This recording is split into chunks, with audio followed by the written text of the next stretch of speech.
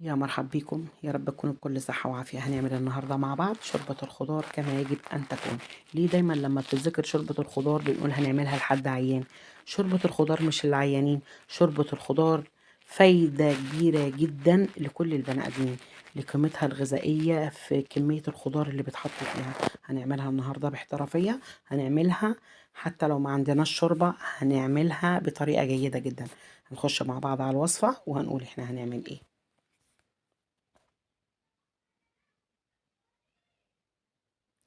هنقول بسم الله وحطيت حلة تسخن على النار.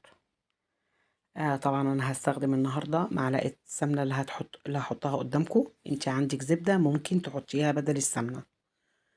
انا بستخدم دايما قلت سمنه كريستال الصفراء، طعم ولون جميله جدا وريحتها فوق الرائعه. سخنت السمنه هنزل بفص مستكه. طبعا انا ما عنديش شوربه، هتشوفوا انا هعمل ايه لو ما عندك الشوربه.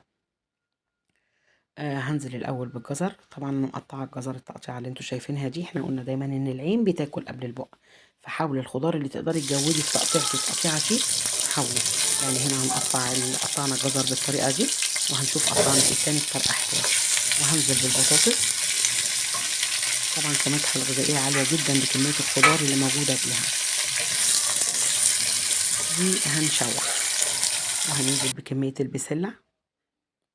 في ناس بتجيب الكيس شوربة الخضار جاهز من السوبر ماركت، ولكن انا مش بحبذه. انا بحب دايما يكون فريش. وهنحط الفاصوليا. شايفين انا مقطعه الفاصوليا ازاي تقطيع المواربه دي، والكوسه واضح ليكم. يعني دايما نحاول لما بيكون في ايدينا ان احنا في خضار نقطعه بطريقه شيك نعمله. احنا قلنا دايما ان العين بتاكل قبل البق، مش حكايه حته ان احنا نحط وناكل وبس، لا. طبعا انا عايزه هنا احط بصل. المفروض يكون عندي بصل اللي هو القرمه الصغير. انا ما عنديش غير بصلتين، ولكن خدت بصلتين كبار والبصلتين القرمه اللي انا هحطهم قدامكم دول. انا بشق البصله كده زي ما انتوا شايفين علامه الزائد عشان تطعم بالبهارات اللي انا هحطها. وهنبتدي نشوح كده مع بعض. حتى لو عندك شوربه هتعملي اللي انا عاملاه ده وهتسقي بالشوربه. هنحط 4 فصوص هيل او حبهان. كل دي منكهات هتدي طعم رهيب للشوربة. معايا أنا هنا مرقة. مرقة خضار ومكعب مرقة لحمة. انت عايزة تحطي مرقة فراخ حطي، ولكن لو انت عندك شوربة لحمة وهتحطيها بدل المية اللي انا هحطها، لازم هتحطي مرقة لحمة.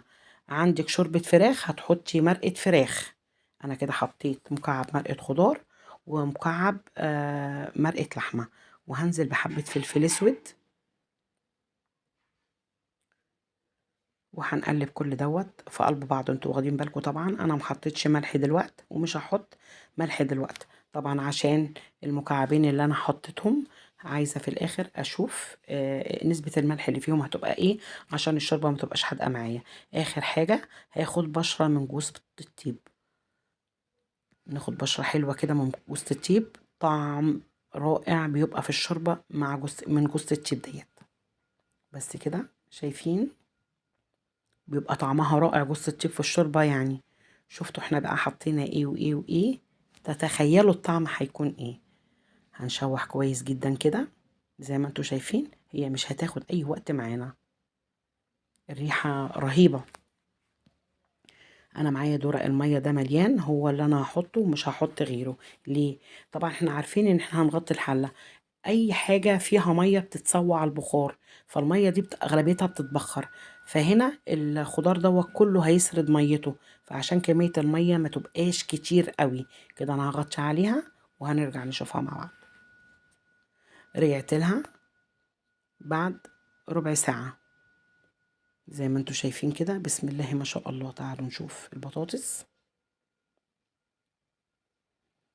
كده حلوة قوي. انا هطفي عليها بس هنحط لها الملح الاول. طبعا انا دقت الملح لقيتها انها محتاجة كمية الملح اللي انا حطيتها دي، عشان كده انا محطتش ملح في الاول، لان المرقة اللي انا حطيتها هتنزل الملح اللي فيها طبعا في الشوربة. كده انا طفيت عليها وتعالوا بقى نغرفها مع بعض. تعالوا بقى نشوف الشوربة. شايفين؟ بسم الله. شايفين اللون والطعم فوق الجيد. تعالوا نغرف الطبق مع بعض وبدل دورق المية اللي انا حطيته، لو انت عندك شوربة هتنزلي بيه بدل المية اللي انا حطيتها، ولكن انا ما عنديش شوربة، مش هقف، هعمل افضل واطعم والذ طبق شوربة خضار اللي انتوا طبعا شايفينه قدام عينيكوا ده. الاكل عايز احترافية، الاكل عايز نفس حلو، الاكل عايز ان احنا نشغل دماغنا صح. واظن يعني حلة شوربة الخضار تتحدث اهي عن نفسها. شايفين لون الشوربة عامل ازاي؟ طبعا شوربة خضار، في ناس بتفضل معاها الليمون، انا بخليه بره اختياري. ان شاء الله الوصفة تعجبكم. شايفين الالوان حاجة مريحة جدا للنظر.